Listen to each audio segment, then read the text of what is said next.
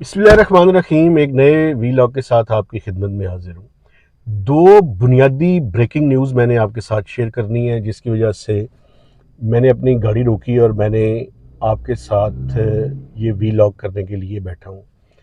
एक तो जो अडयाला जेल में कैदी नंबर 804 है, उनके साथ कोई इम्पोर्टेंट मीटिंग एक्सपेक्टेड है आज।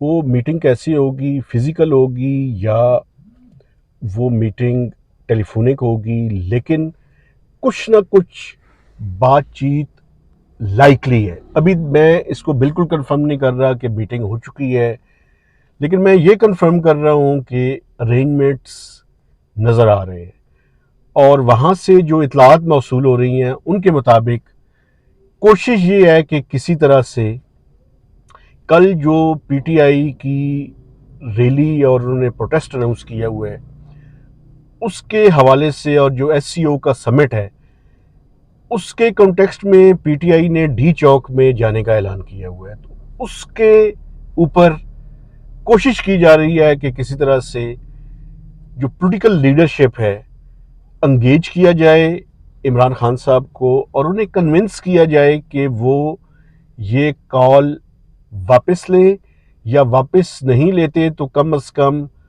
कोई ना कोई दरवाज़ा जो है वो ओपन किया जाए और बातचीत की जाए और बातचीत करके इस मसले का हल निकाला जाए, बजाय इसके कि कल एक तरफ एससीओ की कॉन्फ्रेंस हो रही हो, 10 ममालिक के सरबराहान वहाँ पे शरीक हों और दूसरी तरफ डी चौक या ब्लू एरिया या इस्लामाबाद के जो एंट्री और एग्ज़िट पॉइंट्स हैं वहाँ पे पुलिस की या रेंजर्स की मुजाहिरीन के साथ मुठभेड़ जो है वो जारी हो, तो ये कोई अच्छा मैसेज जो है वो नहीं जाएगा।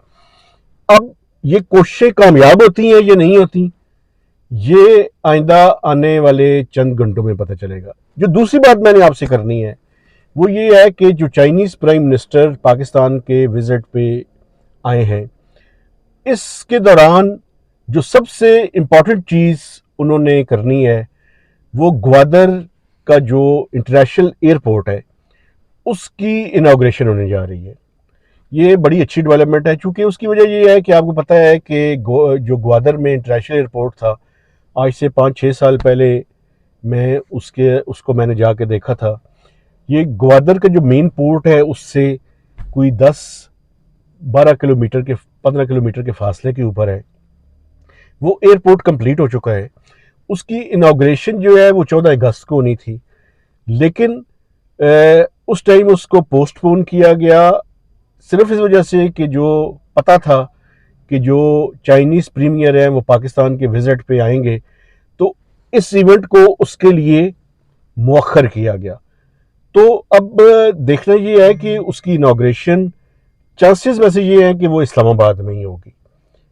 हुकूमत उसके बारे में कोई डिटेल्स शेयर नहीं कर रही, मेरा ख्याल में सिक्योरिटी रीजंस होंगी या कुछ और वजूहत जो भी हों, या चाइनीज़ प्राइम मिनिस्टर के पास शायद टाइम नहीं है ज़्यादा, क्योंकि एक दिन का उनका बायलैटरल विजिट है। कल से उन्होंने जो एससीओ समिट है उसमें मसरूफ़ हो जाना है। तो जो दूसरी इंपॉर्टेंट चीज़ है वो है सी पैक फेज़ 2। ML1 पे काफ़ी सारी चीज़ें एग्री हो चुकी हैं, लेकिन अभी तक फाइनेंसिंग एग्रीमेंट नहीं हुआ। तो दोनों ममालिक इस बात का इरादा करेंगे और फाइनेंसिंग एग्रीमेंट की तरफ बढ़ने की बात होगी। उसमें चाइनीज़ जो हैं वो पहला फेज़ जो है जो उसका ML1 का करना चाहते हैं। ML1 का मैं थोड़ा सा आपने देखने वालों को बता दूं कि ये रेल लाइन की अपग्रेडेशन है कराची टू पेशावर। उसमें जो चाइनीज़ उसको मुख्तलिफ फेजेस में करना चाहते हैं और उनकी पहली ख्वाहिश ये है, और मेरे ख्याल में वो ऑलमोस्ट फाइनल भी है, कि उस जो कराची टू हैदराबाद का जो ट्रैक है उसको अपग्रेड किया जाए। वैसे पाकिस्तान की कोशिश थी कि ये सक्खर या मुल्तान तक हो जाए, लेकिन चाइनीज़ उसको फेजेस के अंदर करने के ख्वाहिशमंद है। तो अब देखना ये है कि ML1 पे क्या होता है। दूसरा इंपॉर्टेंट इंडस्ट्रियल कॉपरेशन है, उसके ऊपर बातचीत होगी। पाकिस्तान ने वो मौका ज़ाया कर दिया कि जब 2016-17 के बाद ये तवक्को थी कि चाइनीज़ इंडस्ट्री रीलोकेट होगी पाकिस्तान में, वो तो हम नहीं कर सके। लेकिन मैं कुछ रेड फ्लैग भी करना चाहता हूँ।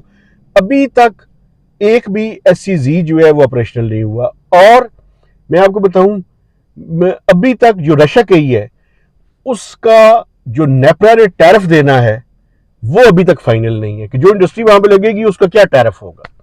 दूसरी तरफ IMF ने पहले ही कह दिया है कि 2035 तक आपने जितने इंसेंटिव्स दिए हुए हैं ये सारे आपको ख़त्म करने पड़ेंगे, चाहे वो टैक्स के इंसेंटिव्स हों या ये इलेक्ट्रिसिटी के इंसेंटिव्स हों, ये सारे ख़त्म करने पड़ेंगे।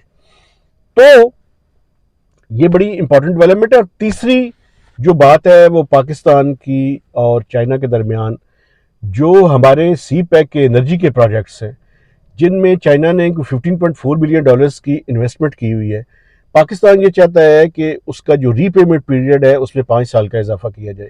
2036 तक हमने ये पैसे वापस करने हैं। पाकिस्तान की ख्वाहिश ये है कि इसको 5 साल के लिए एक्सटेंड कर दिया जाए, 2036 से 2041 तक इसको किया जाए।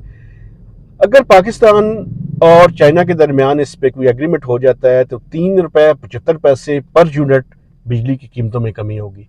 लेकिन ये इस विजिट के मौके पे ये एग्रीमेंट नहीं हो सकता, ये बड़ा लंबा प्रोसेस है।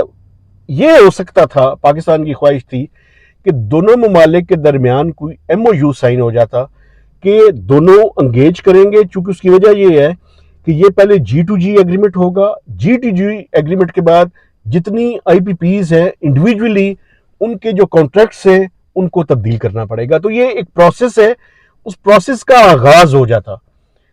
तो अभी देखना ये है कि इसके बारे में क्या डेवलपमेंट होती है।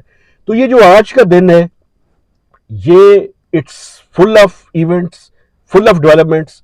तो मैंने कहा कि मैं आपके साथ जो इंपॉर्टेंट 3 डेवलपिंग स्टोरीज हैं उनको शेयर करूं, और फिर शाम को जब हम दोबारा आपके साथ वीलॉग करूंगा गिलानी साहब के साथ, तो मजीद इसके बारे में जो चीज़ें होंगी वो आपके साथ शेयर करेंगे। तो मैं अपने देखने वालों से गुजारिश करता हूँ कि मेरे चैनल को सब्सक्राइब करें, इसकी शेयरिंग करें और मैक्सिमम इसके ऊपर कमेंट्स दीजिए। तो इजाज़त दीजिए, अल्लाह हाफिज़।